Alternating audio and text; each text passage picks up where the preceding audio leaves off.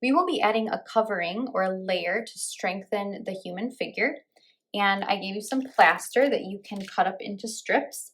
You will need also a cup of water, kind of cool water, to use to dip the plaster in. I'm going to prepare my working area just by adding a little extra newspaper to cover the surface. And then you can cut your plaster into strips. You want them to be pretty small so that you can easily wrap them around your figure. And having a variety of different thicknesses, mostly thin, but then some thicker pieces can be helpful on some of the longer areas that you need to cover too. All right, I have a lot of different plaster to use, and now I'm ready to dip it into my water. And you definitely want to start on the base first, because if you started at the head, it would get too heavy and it might topple over or might bend. So start at the base and just first dip your plaster in the water. Take 2 fingers and squeeze off the excess water. And you'll see that the holes will start to fill in because you're smoothing the plaster. It becomes liquid and you're smoothing it out. So you can start with covering your base with strips. Make sure you wrap around the edge to the bottom so that it looks nice.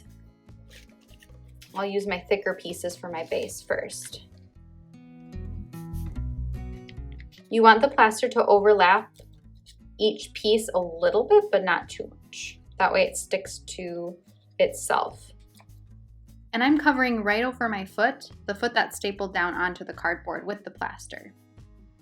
Make sure you also use your finger to smooth out the plaster so you don't see the holes anymore.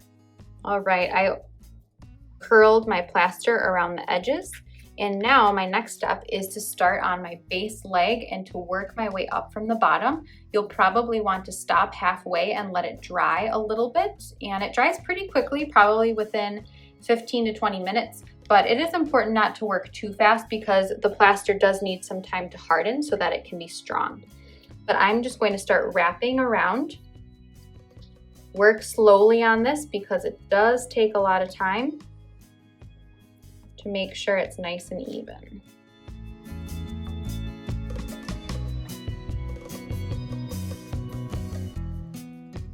And you can still reshape a little bit of the tin foil by squeezing if you have weird lumps and bumps that you don't want. Now comes the part where you have to wrap the plaster around what's called your figure's pelvic girdle. It's kind of a weird word, but those are the bones that make up your pelvis. So you can take your plaster and sort of make a diaper for it by wrapping plaster around one leg and then the other leg as well. I'm gonna go back in and add a little bit more plaster around this supporting ankle just because it was a little bit floppy. You might have to add a little extra plaster there around the feet and ankles of your figures just to add a little bit more strength.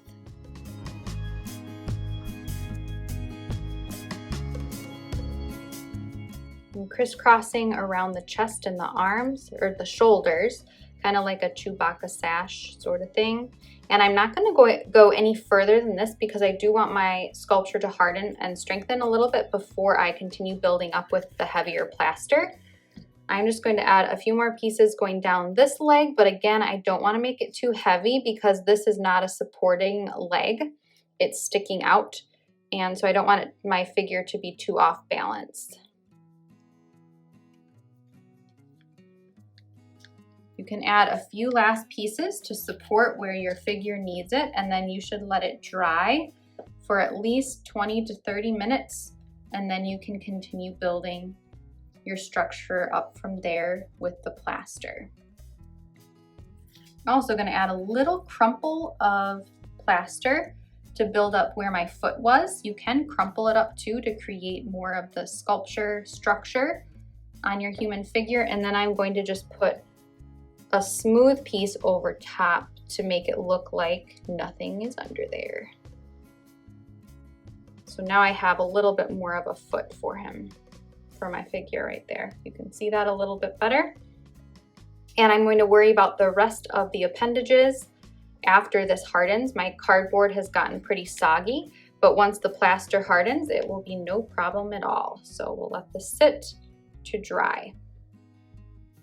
I let my structure dry for a little bit, and I can feel that the plaster is a lot harder, even though the cardboard actually is still a little bit soggy, but that will dry with some time. And now that my structure or sculpture is more stable and very strong, think of kind of like a cast, because this plaster cloth is what casts are made of. So it's really, really strong. Now I just need to add one more layer over the parts that are not covered, and then I will let it dry totally.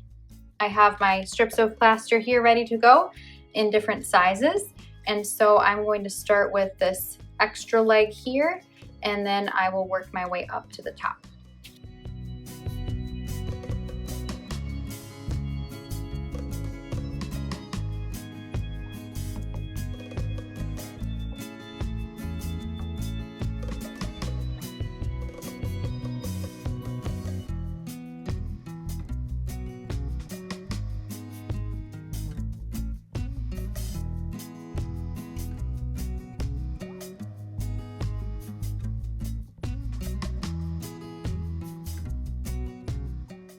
What you want to do next is just look over your whole piece and look for areas that you did not cover fully. So look for shiny areas where you see the tin foil through.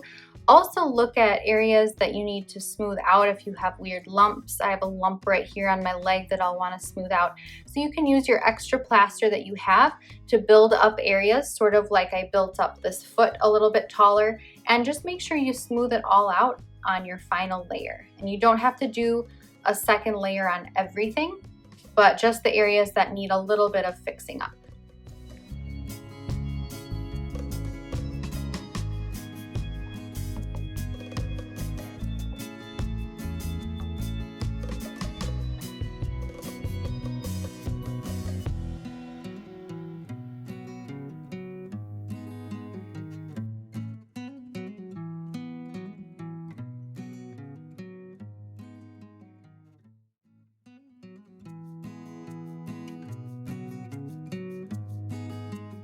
Now that he's all covered with plaster, I am just going to look at different areas, smooth them out with my fingers to make sure it's exactly how I want it to look when I let it dry.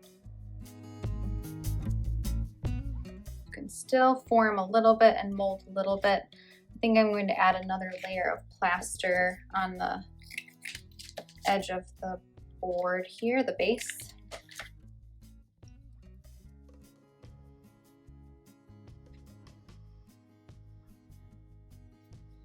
Kind of wrap it like a Christmas present and tuck in the edges.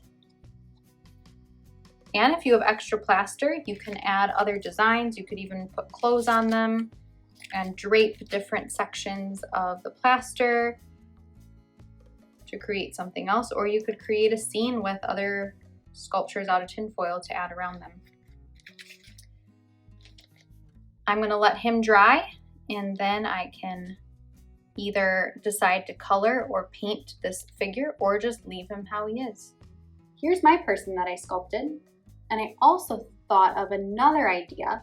So I created another human figure, and instead I have them sitting and reading a book. I sculpted this book just using a folded piece of tinfoil that I then added the plaster on top of. I think it's so cool that God created the human body to be so detailed and to be so intricate that we can move our bodies in different ways and do so many things. Have fun imagining how your human figure can be posed, and have fun creating it. As you're cleaning up, you can carefully pour the extra water from your plaster down the drain, but make sure you don't pour any of this stuff down the drain, any of the plaster residue. You don't want to clog up your drain pipes. So the best way I think to get rid of it is just to take a paper towel or a tissue and wipe it out of your container and throw that away, because you don't want to put it down your drain. So you can just wipe it out, toss it, and then you can wash your container that you used.